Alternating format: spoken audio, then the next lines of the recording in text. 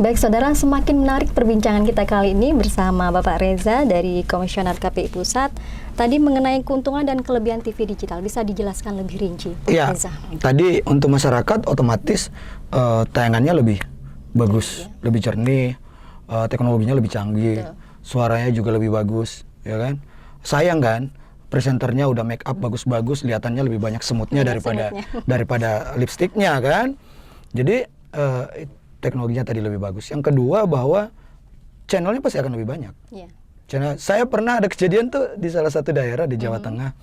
Itu saya ditelepon salah satu kepala desa. Saya kira kenapa datang ke situ. Ternyata dia mau tanya, kenapa channel di sebelah rumah saya itu lebih banyak 3 channel ketimbang di rumah saya. Setelah saya lihat ternyata antenanya taruhnya dalam rumah. Nggak taruh di luar rumah, taruhnya dalam rumah begitu. Jadi saya bilang kalau gitu Pak, naikin dikit antenanya begitu kan. Dan mereka menikmati betul tayangan yang tadinya mereka cuma bisa 5 channel. Ada di salah satu daerah di timur Indonesia, di kampung saya di Gorontalo. Itu sampai 10-12 meter antenanya. Yang tadinya cuma 5-6 channel, sekarang 20 channel. Banyak sekali ya? Banyak sekali, dan mereka menikmati itu begitu. Kemarin saya diprotes gara-gara bola ada di salah satu stasiun TV dan tidak ada di mereka begitu. Mereka lagi nonton bola begitu. Setelah mereka pakai digital, mereka bisa ambil siarannya, mereka bisa dapatkan siaran. Jadi akhirnya mereka bilang, ini Mas lebih bagus buat kami. Nah, cuma ada lagi yang menjadi masalah berikutnya. Orang sering mengatakan bahwa wah, belum semua tahu digital. Iya, saya sering bilang, memang tidak akan semua yang tahu digital. Yang akan tahu itu orang yang menerima siaran analog. Misalnya, saya pernah didatangi salah satu kepala dinas Kominfo di salah satu daerah. Begitu, mereka datang, ngobrol-ngobrol soal digital, kami belum tahu Mas. Saya tanya, ada TV nggak di situ? Yang bersiaran analog? Nggak ada ternyata. Ya memang Bapak itu tidak disasar, tapi teknologi ini akan memungkinkan perluasan wilayah layanan siaran. Kalau di analog lebih mahal. Misalnya, Kompas TV ini untuk pindah ke kabupaten yang lain, untuk sampai memperluaskan wilayah layanan, itu harus pakai 2 frekuensi. Nggak mungkin 1 frekuensi. Kalau ketemu satu signal analog yang sama, bisa meledak pemancarnya. Kalau di digital, dia menggunakan yang namanya teknologi SFN, Single Frequency Network. Jadi Anda tinggal meneruskan dari satu siaran ke satu siaran menggunakan 1 frekuensi. Itu kan lebih efisien. Begitu. Saya bilang, nanti Bapak ajukan saja, nanti daerah-daerah yang tidak dijangkau oleh lembaga penyiaran swasta, karena yang swasta juga bisnis, maka akan dijangkau lembaga penyiaran publik. Nanti kami ajak beberapa lembaga penyiaran swasta bersiaran di sana. Dan itu kami lakukan di Nunukan. Di Nunukan itu daerah yang berbatasan dengan Malaysia. Di sana itu tidak banyak lembaga penyiaran yang hadir di sana. Maka pada waktu itu KPI, Kominfo, dan lembaga penyiaran TVRI waktu itu mengajak, termasuk Kompas TV kami ajak ke Nunukan. Datang di Nunukan, pakai MUX-nya TVRI yang memancarkan, dan Kompas hadir di sana.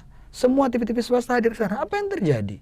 Dengan begitu, itu masyarakat menerima informasi yang sama. Jadi penyelenggaraan siaran digital ini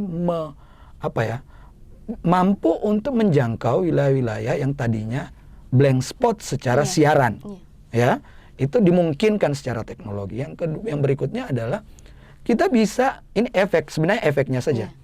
Kalau frekuensinya tadi diefisienkan, yang tadinya isinya TV aja semua, sekarang efisien kan? Bangka misalnya tadi 14 frekuensi, sekarang tinggal pakai 3 frekuensi. Berarti ada 11 frekuensi dipakai siapa? Itu bisa investasi yang lain. Misalnya telekomunikasi. Anda sering dengar 5G kan? Sering dengar tapi nggak pernah teknologinya ada nggak? Orang udah siap-siap menginvestasi di Indonesia. Nggak bisa. Kenapa? Karena teknologinya dipakai udara ini yang saya bilang tadi, sumber daya alam terbatas ini dipakai oleh TV. Jadi TV-nya geser dulu, setelah TV-nya geser baru orang lain bisa pakai. Negara mengalami kerugian. Saya sering juga menyampaikan bahwa kita nih sumber daya alam kita ini bisa dipakai, kenapa kemudian semuanya dibiarkan terus-menerus. Nah, ini bisa dipakai juga untuk kegiatan yang lain. Kemudian berikutnya tadi, teknologinya lebih baik. Kita bisa parenting password. Jadi mereka bisa password. Jadi lebih yang mengawasi bukan saja KPI, tapi di keluarga juga bisa mengawasi lebih cepat begitu ya. Kalau di analog kan nggak bisa. Emang Anda bisa password TV Anda begitu, yang analog nggak bisa. Nah, di teknologi digital bisa. Yang paling penting tadi, bahwa penyelenggaraan siaran ini untuk publik yang paling penting adalah penerimaan siarannya lebih bagus. Kualitasnya lebih baik. Kualitasnya lebih baik, kualitas tontonnya lebih baik. Betul. Nah sekarang tugas KPI adalah memastikan siaran-siaran yang akan muncul itu sesuai dengan standar yang diinginkan oleh KPI.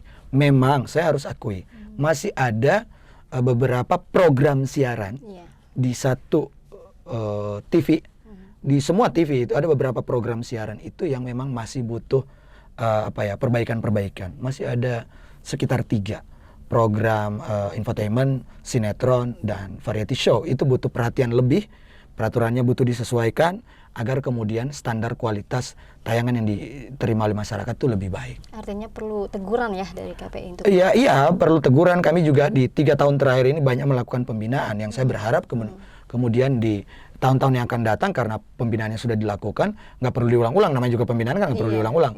Itu bisa lebih ke adaptif. Cuma memang peraturannya harus disesuaikan. Sekarang aturannya itu masih frame-nya frame analog. Contoh, frame analog itu begini, ini masih PR yang menurut saya perlu diskusi lebih lanjut terkait jam tayang. Apa masih relevan anak itu nonton, misalnya di KPI kan dibagi, anak itu nonton misalnya dari jam 5 pagi, ya kan, yang namanya anak-anak, sampai remaja itu sampai jam 10 malam. Itu anak-anak dan remaja itu masih ada di situ. Atau ketika misalnya di digital orang kan makin spesifik. Misalnya sekarang muncul TV berita, tok, tidak ada lagi yang lain. Akan muncul lagi yang namanya TV anak-anak. Akan ada muncul lagi yang namanya TV apalah begitu. Kan semakin spesifik. Yang muncul sekarang saja TV anak ada di MTech, kemudian ada TV religi ada di mana. Apakah itu masih relevan atau tidak yang namanya jam tayang? Nah ini butuh diskursus ini butuh diskusi. Nah kalau memang itu masih butuh, oke, tapi pengaturannya seperti apa? Belum lagi kalau kita bicara program siaran lokal. Kayak program hari ini kan ini adalah program siaran lokal. Teman-teman di daerah harus mendapatkan efek yang baik. Begitu ya. Diskusi wacana tentang lebih baik mana? Wacana tentang daerahnya atau macet Jakarta? Kayaknya lebih baik wacana daerah. Anda perlu nonton Citayam Fashion Week? Jangan sampai, ini kejadian loh. Ada di salah satu provinsi, mereka ikut-ikutan di zebra cross. Itu bahaya loh. Betul. Bahwa kalau di Jakarta dijagain ya silakan saja, nggak apa-apa. Tapi itu mulai kejadian di beberapa daerah. Iya, sudah banyak, Pak. Nah iya, dan itu kan mulai kejadian. Saya nggak tahu di Bangka jangan-jangan ada orang yang tiba-tiba fashion show ada kali ya. Nah, pengaturannya seperti apa? Apakah Anda butuh nonton misalnya tadi seperti tadi macetnya Jakarta atau ada keramaian? Apakah Anda butuh di Bangka Belitung begitu? Kalau Anda tidak butuh, Anda mungkin lebih butuh diskusi ini tentang bagaimana misalnya pengembangan daerah ini ke depan. Saya kira itu lebih prioritas soal informasi.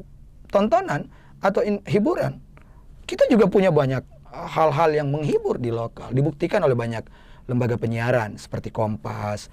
Juga ada beberapa lembaga penyiaran yang siaran lokalnya banyak diakses oleh masyarakat di sekitar. Dan itu lebih bermanfaat saya kira. Ketimbang nonton siaran mudiknya.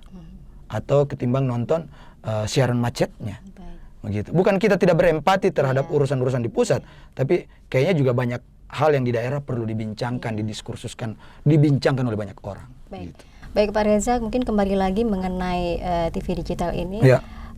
Bapak punya closing statement Pak untuk kali ini seperti apa kepada masyarakat Bangka Belitung? Saya tidak percaya masyarakat kita tidak adaptif dengan teknologi. Kita ini, kalau orang bilang, wah pasang set-top box itu susah. Saya mau ingatkan, kita pernah ada teknologi VCD, ingat nggak? DVD. Betul. Tahu pasang kan? Parabola. Orang tahu pasang kok. Tahu. Nah sekarang tiba-tiba kalau dikatakan masyarakat kita nggak siap pasang set-top boxnya susah. Lah kata siapa?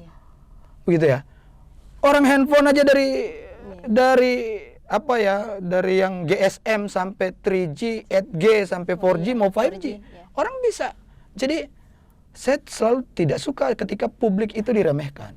Ketika masyarakat kita tuh diremehkan.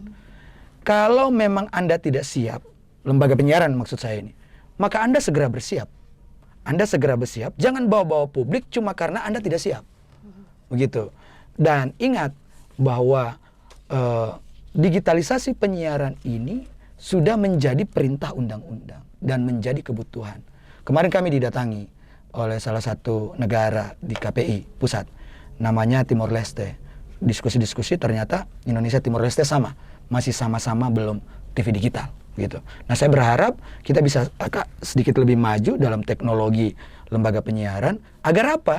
Agar tontonan masyarakat yang tadi kita jadikan komoditas, orang yang nonton, kan masyarakat komoditinya begitu kan, mereka yang nonton itu bisa puas menyaksikan tayangan dan bukan cuma dimanfaatkan untuk rating saja. Ya, berarti kepuasan mereka itu betul-betul diperhatikan. Diperhatikan begitu. Ya, baik Pak Reza, terima kasih atas informasi yang sudah disampaikan kepada masyarakat Bangka Belitung, dan terima kasih juga sudah datang di studio kami. Terima kasih. Kehormatan untuk saya untuk bisa hadir di sini. Baik, terima kasih. Baik, saudara, demikianlah perjumpaan kita dengan Bapak Muhammad Reza dari Komisioner KPI Pusat. Informasi yang sudah disampaikan semoga memberikan pencerahan bagi masyarakat Bangka Belitung. Saudara, situasi memang terus membaik, namun kita tetap waspada karena COVID-19 masih ada. Selalu pakai masker saat beraktivitas di dalam ruangan. Vaksinasi lengkap dan booster untuk perlindungan sempurna demi imunitas kita semua. Saudara, demikianlah Sapa Bubble kali ini. Jumpa lagi di lain kesempatan.